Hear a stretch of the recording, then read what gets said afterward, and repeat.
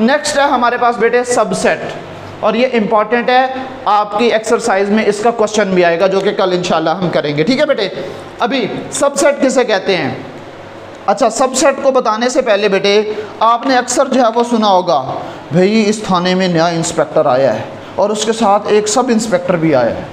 अब इसका क्या मतलब है? इंस्पेक्टर का मतलब ये एक बड़ा ऑफिसर है और सब इंस्पेक्टर का मतलब ये है कि उससे थोड़ा सा छोटा ऑफिसर है, यानी कि जितने इख्तियारात इंस्पेक्टर के पास हैं उससे कुछ कम इख्तियारात जो है वो किसके पास हैं? सब इंस्पेक्टर के पास हैं।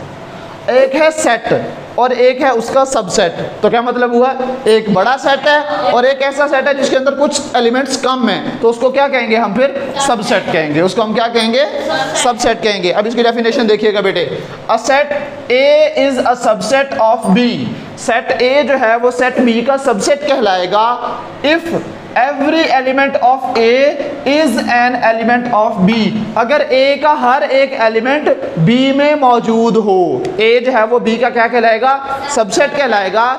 अगर ए के जितने भी एलिमेंट्स हैं वो बी के अंदर भी मौजूद हो तो हम क्या कहेंगे? ए जो है वो सबसेट है किसका? बी का। देखिएगा जरा, ए के अंदर एलिमेंट्स कौन कौन से हैं? 1 2 और 3। बी के अंदर एलिमेंट्स कौन कौन से हैं? 1 2 3 4 एंड 5। तो बी हमारे पास बड़ा सेट है और उसका छोटा सेट कौन सा है? ए। तो लिहाजा A is a subset of set B. ठीक है। अच्छा, ये जो छोटा सेट है इसको तो हमने सबसेट कह दिया, और जो बड़ा सेट है इसको क्या कहेंगे? फिर इसको कहेंगे सुपर सेट। समझ आ रही है? इसको क्या कहेंगे?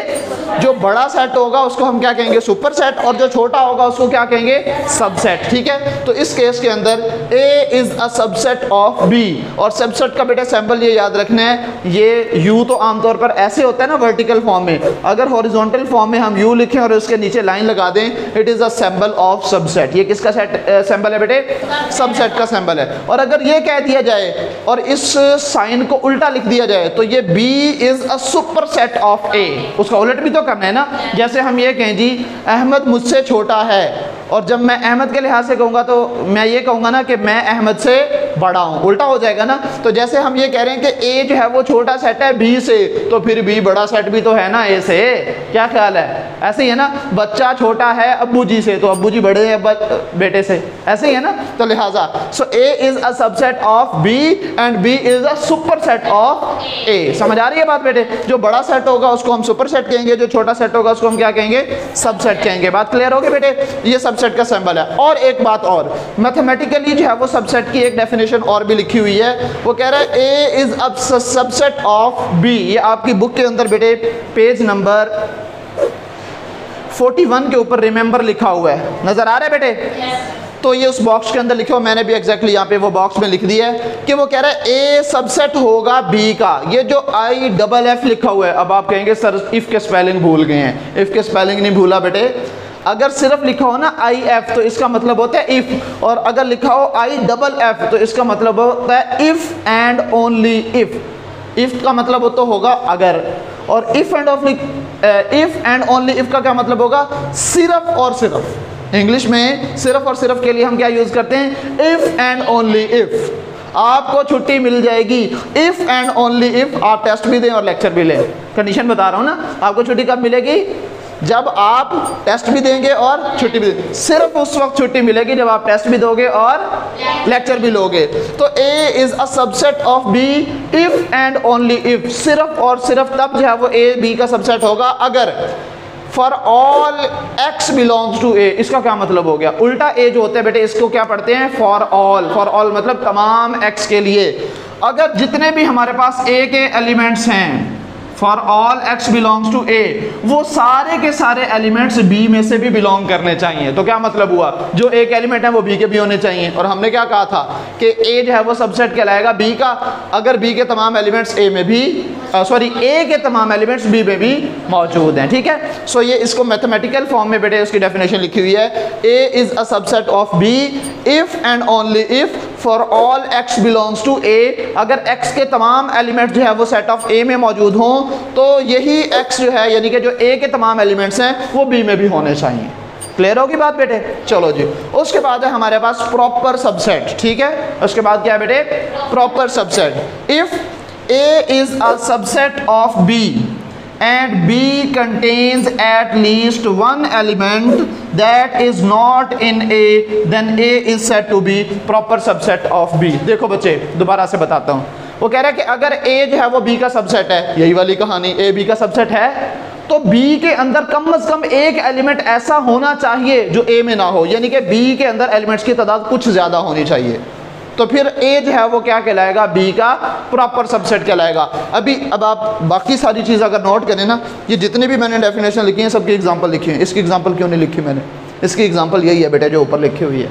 क्या है डेफिनेशन के अकॉर्डिंग, चलो वो कह रहा है A is a subset of B, A जो है वो B का सबसेट कहलाएगा, and B contains at least one element that is not in A, और B के अंदर कम से कम एक एलिमेंट ऐसा होना चाहिए जो A के अंदर ना हो। तो देखो जरा B के अंदर दो ऐसे एलिमेंट्स हैं, सिर्फ एक नहीं, कम से कम एक उसने कहा था, हमारे पास दो ऐसे एलिमेंट्स हैं जो B के अंदर मौजूद हैं लेकिन A के अंदर मौजूद नहीं है। लिहाजा अब ये जो A है वो सिर्फ इसका सबसेट नहीं है बल्कि प्रॉपर सबसेट भी है।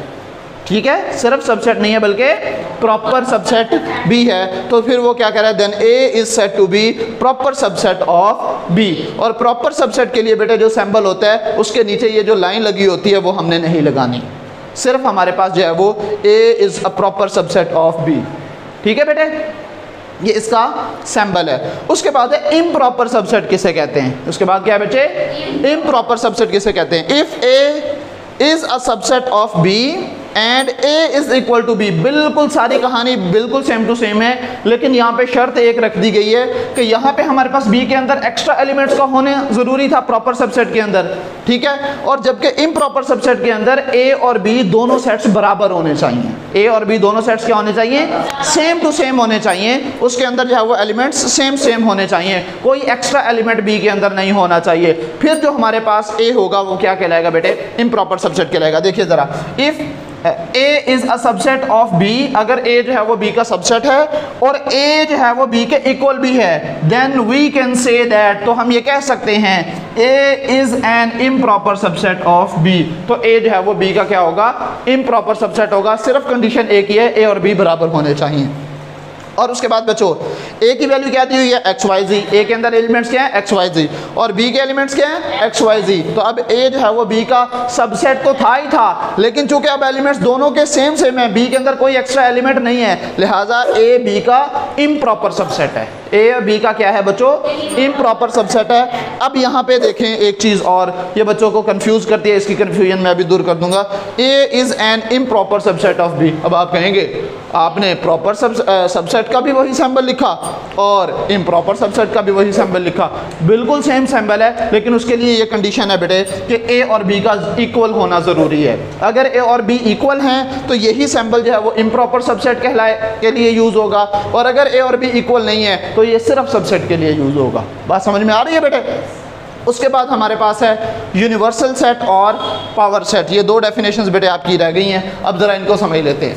यूनिवर्सल सेट किसे कहते हैं बच्चों, मिसाल से आपको समझाता हूँ। बिलफर्स, मेरे पास बेटे दो सेट्स हैं। एक सेट है A जिसके अंदर एलिमेंट्स हैं बेटे 2, 4, 6, 8 और 10, और दूसरा सेट है हमारे पास B जिसके अंदर एलिमेंट्स हैं 1, 3, 5, 7, 9। ठीक है, ये तो हमारे पास A और B सेट्स हो गए। मैं कहूँ अब एक मेरे पास ऐसा सेट भी है जिसके अंदर ये वाले एलिमेंट्स भी हैं और ये वाले एलिमेंट्स भी हैं, और उसको हम कहते हैं बेटे U, which is universal set. 1, 2, 3, 4, 5, 6, 7, 8, 9 और 10। अब ये देखो, अब इसकी डेफिनेशन आपको ज़रा बेहतर समझ आएगी। उसने कहा एक ऐसा set that contains all the elements under consideration, एक ऐसा सेट जिसके अंदर वो तमाम के तमाम एलिमेंट्स हों जिनको हम डिस्कस कर रहे हैं। देखो इसके अंदर हमने सिर्फ इवन नंबर्स लिए हैं, इसके अंदर हमने सिर्फ ऑड नंबर्स लिए हैं। यूनिवर्सल सेट एक ऐसा सेट होगा जिसके अंदर वो सारे नंबर्स होंगे जो A में भी हैं और B में भी हैं। सो U is a universal set. U is a universal set. इसकी डेफिनेशन क्या बेटे? Set that contains all the elements under consideration. जो आप डिस्कस कर रहे हो तमाम के तमाम एलिमेंट जिस एक ही सेट के अंदर मौजूद होंगे वो एक बड़ा सेट क्या कहलाएगा? यूनिवर्सल सेट कहलाएगा। यूनिवर्स बहुत बड़ी है ना, कायनात बहुत बड़ी है, तो यानी कि एक ऐसा बड़ा सारा सेट जिसके अंदर सारे सेट्स के एलिमेंट्स भी, सारे सेट्स के एलिमेंट्स जो है वो मौजूद हो, उसको हम क्या कहते हैं बच्चों? यूनिवर्सल सेट कहते हैं। बात समझ में आ गई बच्चे? उसके बाद last which is power set, जो कि क्या है बच्चे? Power set. अब देखो बच्चे, आगे हमारा टॉपिक आएगा जो मैं क्वेश्चंस करवाऊंगा। एक हमें सेट दिया जाएगा, उसके हमने सबसेट्स लिखने होंगे, बल्कि एक एग्जांपल भी दे देता हूँ, एक एग्जांपल की मदद से बेटे समझा। ये यूनिवर्सल सेट की बात समझ में आ गई है बेटे? एक ऐसा सेट जिसके अंदर अंडर कंसिडरेशन तमाम के तमाम एलिमेंट्स मौजूद हों, उसको यूनिवर्सल सेट कहते हैं। ठीक है बच्चे? अच्छा, अब देखो बेटे, अब हमारे पास, मैं कहता हूँ बिलफर्ज मेरे पास एक ऐसा सेट है जिसके अंदर सिर्फ 2 एलिमेंट्स हैं। कितने एलिमेंट्स हैं? 2 एलिमेंट्स हैं। बिलफर्ज ए है बेटे, उसके अंदर एलिमेंट्स हैं ए और बी। मैंने इसके लिखने हैं तमाम सबसेट्स। क्या लिखने हैं इसके? सबसेट्स लिखने हैं। सबसेट लिखने का रूल समझ लीजिएगा बेटे, किसी भी सेट का जब आप सबसेट लिखने लगोगे तो सबसे पहला सेट एम्प्टी सेट होगा। पहला सेट क्या होगा? एम्प्टी सेट होगा। फिर उसके बाद फर्स्ट एलिमेंट, फिर सेकंड एलिमेंट, अगर तीसरा एलिमेंट भी हुआ फिर थर्ड एलिमेंट का एक सेट बनेगा, अगर चौथा एलिमेंट है तो फिर चौथे एलिमेंट का भी एक सेट बनेगा। फिर उसके बाद अब एक एक का हमने सेट बना लिया, फिर अगली दफ़ा 2-2 को कंबाइन करेंगे, पहला दूसरा, पहला तीसरा, पहला चौथा। फिर अगली दफ़ा 2-2 को रिपीट नहीं होना चाहिए, दूसरा तीसरा, दूसरा चौथा, तीसरा चौथा, इस तरह से बनेंगे। आगे जी, पहले का एक दफ़ा होने गया, पहला दूसरा, पहला तीसरा और पहला चौथा, फर्स्ट कंप्लीट हो गया। फिर दूसरा तीसरा, दूसरा चौथा, दूसरा भी कंप्लीट हो गया, तीसरा और चौथा। फिर 3-3 का पेयर बनेगा, 1 2 3, ठीक है। फिर उसके बाद जो है वो 1 2 4, फिर 2 3 4, ये 3-3 का भी हो गया। फिर उसके बाद हमारे पास जो है वो 1 2 3 4 सारे आ जाएंगे। तो इस तरह से सबसेट्स निकालेंगे। अभी मैंने इसलिए छोटा सा सेट लिया ताकि आपके सबसेट निकाल के देना आसान हो जाए। इसके जो सबसेट्स होंगे बेटे, पहला जो सबसेट होगा बच्चे वो हमेशा एम्प्टी सेट होगा, तो ये आगे एम्प्टी सेट। दूसरा सेट हमेशा क्या होगा बेटे? First element. तीसरा सबसेट क्या होगा? Second element. अब आपके देखो, पहले खाली सेट भी, फर्स्ट राउंड भी कंप्लीट हो गया एम्प्टी सेट वाला, सेकंड राउंड भी कंप्लीट हो गया सिंगल एलिमेंट वाला। अब तीसरा जो राउंड होगा वो डबल एलिमेंट वाला होगा, तो इसमें तो टोटल एलिमेंट्स ही 2 हैं। और लास्ट इसका जो सबसेट बनेगा बेटे वो क्या होगा? ए और बी हो गया। अब ये सारे सेट्स आ गए हैं ना, ये क्या है? सारे सबसेट्स हैं। और अगर हमारे पास कोई एक ऐसा सेट हो जिसके अंदर ये सारे के सारे सबसेट एज ए एलिमेंट मौजूद हो, वो कहलाएगा पावर सेट। वो क्या कहलाएगा? यानी कि अब ये देखो बेटे, ये इटसेल्फ तो ये सारे सेट्स लिखे हुए हैं ना, एम्प्टी सेट, फर्स्ट एलिमेंट का सेट, सेकंड एलिमेंट का सेट और फर्स्ट और सेकंड एलिमेंट का सेट। लेकिन अगर मैं इसको सेट्स कंसीडर ना करूं बल्कि सेट के एलिमेंट कंसीडर करूं, ये लो मैंने यहाँ पे एक और बड़ी सारी ब्रैकेट लगा दी। आप बताओ क्या ये अब भी सेट्स हैं? नहीं, एक सेट के अंदर छोटे छोटे एलिमेंट्स मौजूद हैं, एलिमेंट्स मौजूद है ना। अब ये जिस सेट के एलिमेंट्स हैं उसको हम कहेंगे पावर सेट। और ये किसका पावर सेट लिखा है हमने? ए का। So power set of A which is equal to this, empty set, first element, second element, first और सेकंड एलिमेंट। नहीं, ए जो है वो गिवन सेट है और ये जो P ऑफ ए है ये एक्चुअल में क्या है? पावर सेट ऑफ ए, यानी कि ए का पावर सेट है। और ए का पावर सेट क्या होता है बेटे? पावर सेट के अंदर सिर्फ किसी भी दिए गए सेट के तमाम सबसेट्स लिखे गए होते हैं। ये आप जब क्वेश्चन सॉल्व करेंगे तो बेटे ज़्यादा बेहतर समझ आ जाएगी। अभी सिर्फ इसकी सिंपल सी डेफिनेशन समझ लें, set containing all possible subsets. एक ऐसा सेट जिसके अंदर किसी दिए गए सेट के सारे सबसेट्स मौजूद हो। जैसे देखो, इस सेट के अंदर क्या मौजूद है? इस ए के सबसेट्स नहीं मौजूद, लिहाजा ये एक ऐसा सेट है जिसके अंदर इस सेट के सबसेट्स मौजूद हैं। लिहाजा ये वाला सेट क्या कहलाएगा? इस ए का पावर सेट कहलाएगा। और इसको क्या लिखते हैं, किस तरह से लिखते हैं? P इंटू एस जो लिखा हुआ है इसका मतलब ये power set of set S. अगर मैं इसकी जगह ए कर दूं तो इसका मतलब ये बन जाएगा, ये वाली जो अभी मैंने किया, पावर सेट ऑफ सेट ए। ठीक है, बात समझ में आ गई बेटे? ये थी आपकी 9 डेफिनेशंस जो कि टाइप्स ऑफ सेट से रिलेटेड हैं। और ये 3 जो थी बेटे, ये किसी भी सेट को लिखने के तरीके हैं। ठीक है बच्चे? तो 9 और 3 12, ठीक है। ये टोटल 12 डेफिनेशंस हैं बेटे। ये आपको फिंगर टिप्स पे तैयार होनी चाहिए, फिर आपको ये एक्सरसाइज 3.1 जो है वो समझ में आएगी। बात समझ में आ रही है बेटे? 3.1 को सॉल्व करने से पहले ये सारी आनी चाहिए। समझ आ रही है? इसके बगैर गुजारा नहीं है। ठीक है बेटे, तो ये कल आपको तैयार होनी चाहिए और आपके पास लिखी हुई भी होनी चाहिए। मैं इसकी एज ए पिक्चर लेके आपको व्हाट्सएप ग्रुप में भेज दूंगा, तो आप जो है वो शॉर्ट फॉर्म में लिखना चाहें तो ऐसे लिख लें, वरना बुक में तफसील से लिखी है वैसे लिखना चाहें तो आपकी मर्जी है। ठीक है, आप इसी तरह से लिख लीजिएगा, आपका कॉन्सेप्ट क्लियर हो जाएगा। और ये डेफिनेशन पूरी ही लिखी है मैंने, शॉर्ट सिर्फ थोड़ा सा मुख्तसर करके लिखी है, लेकिन कॉन्सेप्चुअली ये कंप्लीट है। ठीक है बेटे, समझ आ रही है? तो कल इंशाअल्लाह सुम्मा इंशाअल्लाह हम एक्सरसाइज 3.1 जो है वो स्टार्ट करेंगे। पहले क्वेश्चन की स्टेटमेंट देख लो बेटे ज़रा, क्या है? Right the following sets in set builder notation. दिए गए सेट्स को हमने किस फॉर्म में लिखना है? सेट बिल्डर नोटेशन में लिखना है। और सेट बिल्डर नोटेशन में मैंने आपको सेट लिखने का तरीका सिखाया कि नहीं सिखाया? कल क्वेश्चंस करेंगे और बेहतर हो जाएगा। दूसरा क्वेश्चन देखें, right each of the following set in tabular forms.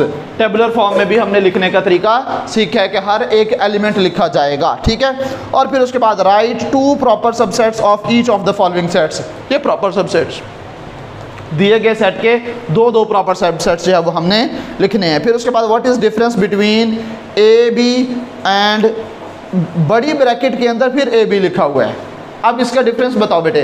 ये जो एक सिंगल ब्रैकेट के अंदर ए बी लिखा हुआ है, इसका मतलब ये है कि ये एक सेट है, और जो बड़ी ब्रैकेट के अंदर फिर ए बी लिखा हुआ है, इसका मतलब क्या है? ये पावर सेट का सबसेट लिखा हुआ है। पावर सेट की फॉर्म में है ना, सबसेट लिखा हुआ है। ठीक है, उसके बाद जो what is the number of elements of the power set of each of the following sets. अब इसमें सिर्फ नंबर्स बताने हैं आपने, और फिर लास्ट में बेटे क्वेश्चन नंबर जो 7 दिया गया है उसमें हमने ये 4 पार्ट्स दिए हुए हैं, सबके हमने पावर सेट्स लिख के दिखाने हैं। क्लियर होगी बात बच्चे? ये इंशाल्लाह सुम्मा इंशाल्लाह कल हम इंशाल्लाह इसको डिस्कस करेंगे। ठीक होगी बात बच्चे? आज के लिए इतना ही काफ़ी है। अल्लाह हाफिज़।